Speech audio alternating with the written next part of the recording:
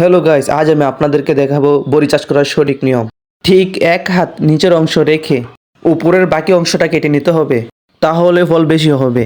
সঠিকভাবে গাছ কেটে নিতে হবে যাতে গাছের অন্য কোনো অংশ কেটে না যায়। কে না চায় তার নিজের কাছে ফল আসুক, তাহলে ভিডিওটা একটু ধৈর্য ধরে দেখতে হবে। আপনিই পারবেন আপনার চারা গাছটা সঠিকভাবে কেটে নিতে। আমি কিন্তু একটা একটা ডালা করে সবগুলোই কেটে নিতেছি। তাহলে ভাই ভিডিওটা দেখার জন্য অবশ্যই বলেছি ধৈর্য ধরে দেখার জন্য, যাতে আপনি শিখতে পারেন সঠিক পদ্ধতি।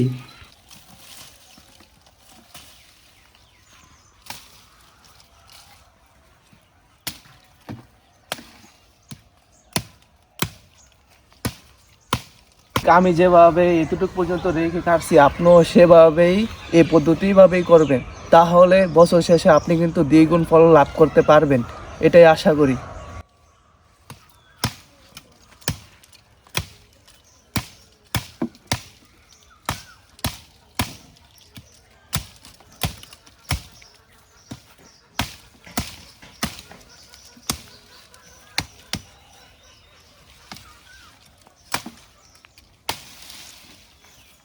এবার কিন্তু আমার বড়ি গাছটা কাটা শেষ হয়ে গেল।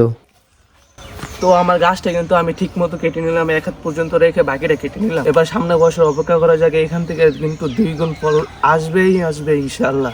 যে ফল গাছে আপনার কোনোদিন ফল আসে নাই, সেই ফল গাছে ফল আসবে এরকমভাবে কেটে নিতে পারলে। তাহলে বন্ধুরা সাবস্ক্রাইব করে দিও।